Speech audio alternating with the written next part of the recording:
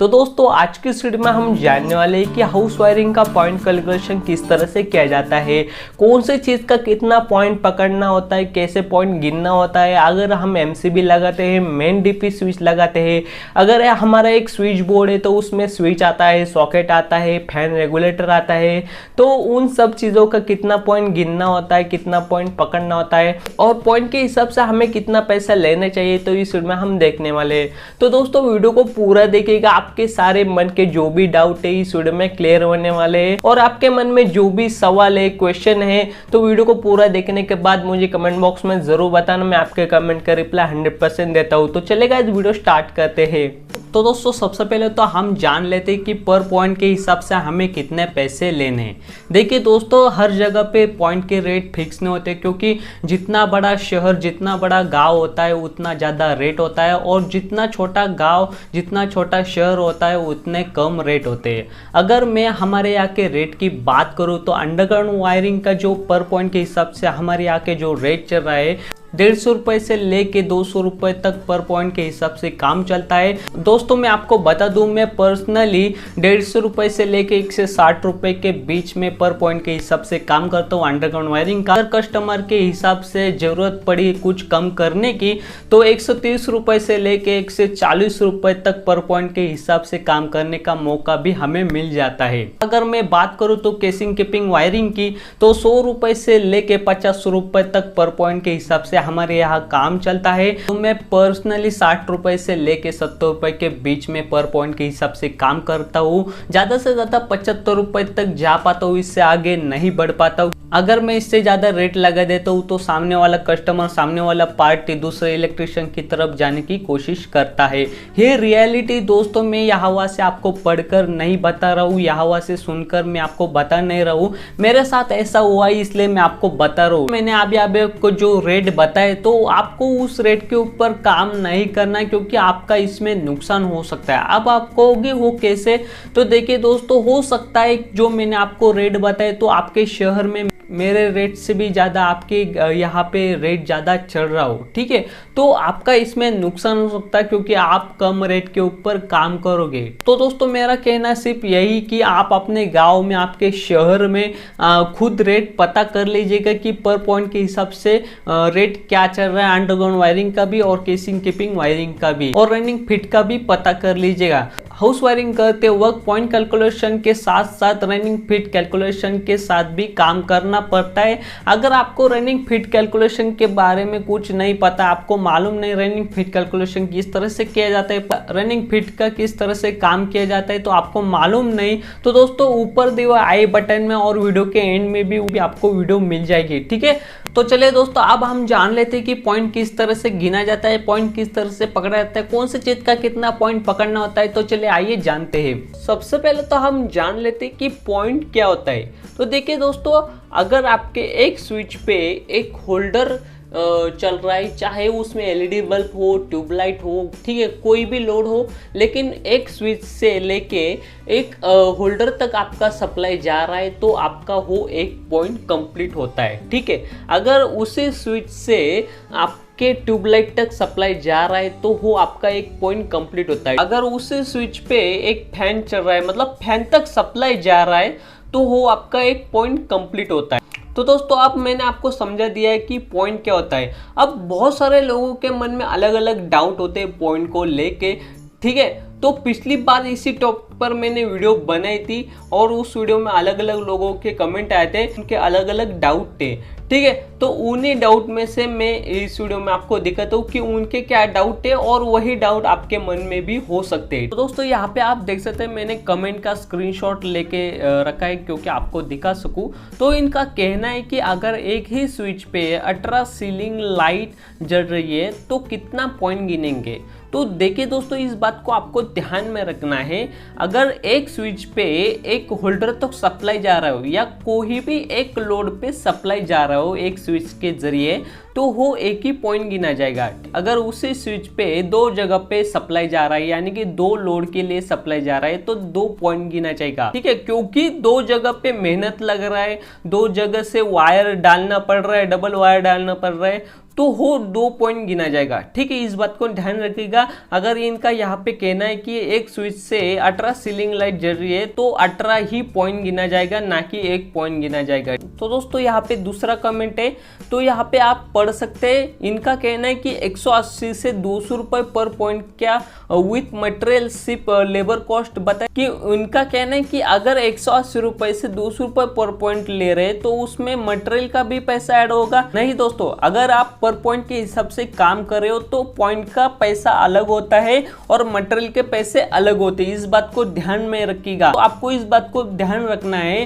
कि अगर आप पॉइंट के हिसाब से काम कर रहे हो तो मटेरियल का पैसा उसमें ऐड नहीं करना है। मटेरियल का जो पैसा है वो अलग सा लगाना है और पॉइंट का पैसा अलग सा लगाना है। यहाँ पे आप देख सकते हैं, आपके सामने मैंने ये बोर्ड रखा हुआ है।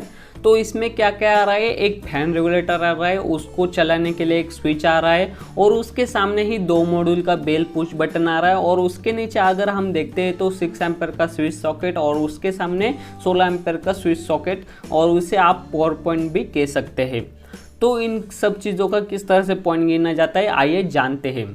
तो अगर आपका फैन रेगुलेटर लग रहा है और उसके साथ एक स्विच लग रहा है, यानी कि उस पर फैन चलने वाला है, तो आपको उसका फुल पॉइंट गिनना है। ठीक है, अगर उसके सामने हम देखते हैं तो बेल पुश बटन आ रहा है तो उसका भी आपको फुल पॉइंट गिनना है। दोस्तों इस बात को ध्यान में रखिएगा, अगर आपका एक स्विच 2 मॉड्यूल का जगह ले रहे या 1 मॉड्यूल का जगह ले रहे, ठीक है, तो आपको 1 ही पॉइंट गिनना है, ना कि 2 पॉइंट गिनना है। अगर आपके बोर्ड में 6 एम्पेयर का स्विच सॉकेट लग रहा है, जैसे कि यहाँ पे आप देख सकते हैं, तो आपको उसका हाफ पॉइंट गिनना है, क्योंकि स्विच और सॉकेट एक ही जगह पे आ रहा है और 6 एम्पेयर का हाफ पॉइंट गिना जाता है। ठीक है, इस बात को ध्यान में रखिएगा। बहुत सारी जगह पे फुल पॉइंट भी गिना जाता है, लेकिन ज़्यादातर हाफ ही पॉइंट गिना जाता है। उसके सामने अगर हम देखते हैं तो 16 एम्पेयर का स्विच सॉकेट लग रहा है, तो इसे पावर पॉइंट भी कह सकते हैं और पावर पॉइंट का फुल पॉइंट गिना जाता है। 16 से 20 एम्पेयर में आता है। उसी बोर्ड में अगर आपका इंडिकेटर लग रहा है, ये देख सकते हैं रेड कलर का इसमें इंडिकेटर लग रहा है, तो वो इंडिकेटर 2 मॉड्यूल का जगह ले रहे हो या 1 मॉड्यूल का जगह ले रहे हैं, तो आपको हाफ पॉइंट ही गिनना है। इंडिकेटर का कभी भी हाफ पॉइंट ही गिना जाता है, किसी भी जगह जाए हाफ पॉइंट ही गिना जाता है। तो चलते हैं नेक्स्ट। यहाँ पे आप देख सकते हैं आपके सामने एक पावर प्लेट है, तो इसका कितना पॉइंट गिनना है, डबल पॉइंट गिनना है, क्योंकि इसमें स्विच आ रहा है, सॉकेट आ रहा है, इंडिकेटर आ रहा है, फ्यूज आ रहा है, तो सब चीजों को मिला के आपको डबल पॉइंट गिनना है। बहुत सारे जगह पे 3 पॉइंट भी गिना जाता है, लेकिन आपको डबल पॉइंट ही गिनना है। ठीक है, तो चलते हैं नेक्स्ट। यहाँ पे आप देख सकते हैं 2 सॉकेट और 2 स्विच लग रहा है, तो इसके कितने पॉइंट गिने जाएंगे। तो यहाँ पे है 6 एम्पेयर का स्विच सॉकेट है, तो इसका फुल पॉइंट गिना जाएगा।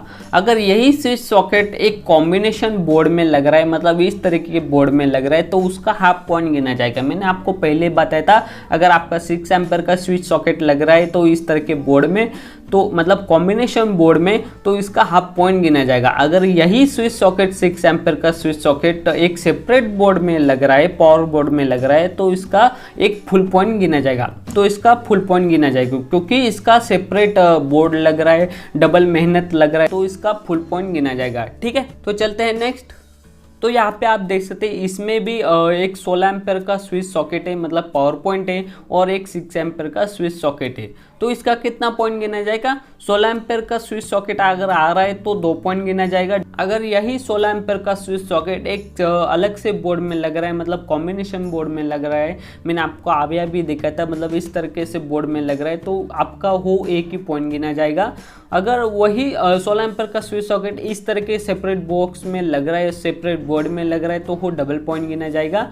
और 6 एम्पेयर का मैंने अभी आपको बताया कि फुल पॉइंट गिनना है, तो इसका कितना पॉइंट होगा, 3 पॉइंट होगा। ठीक है, तो चलते हैं नेक्स्ट। तो दोस्तों अब मैंने यहाँ पे आपको एसी का पॉइंट दिखाया हुआ है। तो एसी का क्या होता है, एसी को जो सप्लाई जाने के लिए जो ऊपर की तरफ सेपरेट सॉकेट लग रहा है और नीचे की तरफ उसको चालू करने के लिए, उस सॉकेट में सप्लाई जाने के लिए एक नीचे बोर्ड में सेपरेट स्विच लग रहा है। ठीक है, तो दोनों का अलग अलग काम होने की वजह से अलग अलग बोर्ड भी लग रहे और अलग अलग मेहनत भी लग रहा है, तो इसलिए इसका डबल पॉइंट गिना जाएगा। यानी कि स्विच का 1 पॉइंट और सॉकेट का 1 पॉइंट, दोनों का मिला के 2 पॉइंट गिना जाएगा। तो यहाँ पे आप देख सकते हैं 2 वे स्विच। अब इसका किस तरह से पॉइंट गिनना है, तो देखिए दोस्तों 2 वे स्विच कहाँ पे यूज किया जाता है, कहाँ पे इस्तेमाल किया जाता है, जीना वायरिंग में।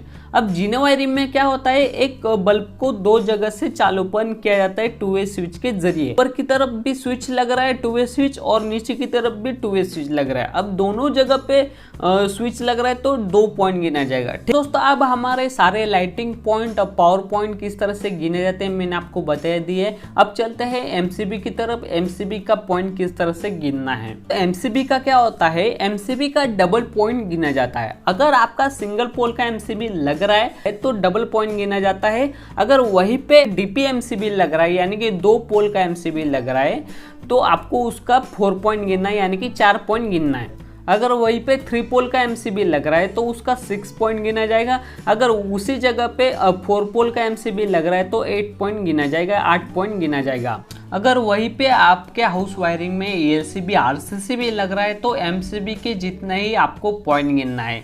एलसीबी आरसीसीबी का क्या होता है, एलसीबी जो आरसीसीबी आते हैं वो 2 पोल से शुरू होते हैं, 2 पोल से शुरू होते हैं। अगर आपका 2 पोल का एलसीबी आरसीसीबी लग रहा है तो आपको 4 पॉइंट गिनना है। अगर वहीं पे आपका 4 पोल का एलसीबी आरसीसीबी लग रहा है तो आपको 8 पॉइंट गिनना है, 8 पॉइंट गिनना है। अगर आपका मेन स्विच लग रहा है हाउस वायरिंग में तो ये एम्पेयर के ऊपर डिपेंड होता है कि आपको कितना पॉइंट लेना है। तो यहाँ पे मैंने आपको दिखाया हुआ है 32 एम्पेयर का, 32 एम्पेयर का अगर आ रहा है तो 3 पॉइंट गिना जाएगा। अगर आपका मेन डीपी स्विच, इसे मेन डीपी स्विच भी कहा जाता है, तो अगर आपका मेन डीपी स्विच 40 से 100 एम्पेयर तक आ रहा है तो उसका 5 पॉइंट गिना जाएगा। अगर वहीं पे 100 से 200 एम्पेयर तक आ रहा है तो 10 पॉइंट गिना जाएगा। बहुत सारे जगह पे कम ज़्यादा भी किया जाता है, ठीक है, आप कम ज़्यादा भी कर सकते हैं। पिछली बार ऐसे ही कमेंट आया था कि भाई 1 पॉइंट का पैसा देने के लिए कस्टमर रोता है तो आप इतना पॉइंट बता रहे हो। तो देखिए दोस्तों, मैं पॉइंट के हिसाब से, काम के हिसाब से आपको बता रहा हूँ। अगर वहीं पे आपका 3 पेज का मेन स्विच लग रहा है तो अगर आप 32 एम्पेयर का मेन स्विच लग रहा है 3 पेज का तो 6 पॉइंट गिना जाएगा, और 40 से 100 एम्पेयर तक लगा रहे हो तो 10 पॉइंट गिना जाएगा। तो दोस्तों यहाँ पे आप देख सकते हैं किटकैट फ्यूज है, तो किटकैट फ्यूज का किस तरह से गिना जाता है, एम्पेयर के हिसाब से ही गिना जाता है पॉइंट, ठीक है। तो अगर आपका 32 एम्पेयर का लग रहा है तो 2 पॉइंट गिना जाएगा, और 40 से 100 एम्पेयर तक लग रहा है तो 3 पॉइंट गिना जाएगा, और 100 से 200 एम्पेयर तक लग रहा है तो 5 पॉइंट गिना जाएगा। तो दोस्तों मैंने आपको सब कुछ बता दिया है कि किसका कितना पॉइंट गिनना है। मैं उम्मीद करता हूँ कि इस वीडियो में आपके सारे डाउट क्लियर हो गए होंगे और आपको यही भी पता चल गया होगा कि किसका कितना पॉइंट गिना जाता है, किस तरह से पॉइंट गिना जाता है, ठीक है। अभी भी आपके मन में अगर कुछ डाउट है, सवाल है, क्वेश्चन है तो मुझे कमेंट बॉक्स में जरूर बताना, कमेंट कीजिएगा, मैं आपके कमेंट का रिप्लाई जरूर देता हूँ।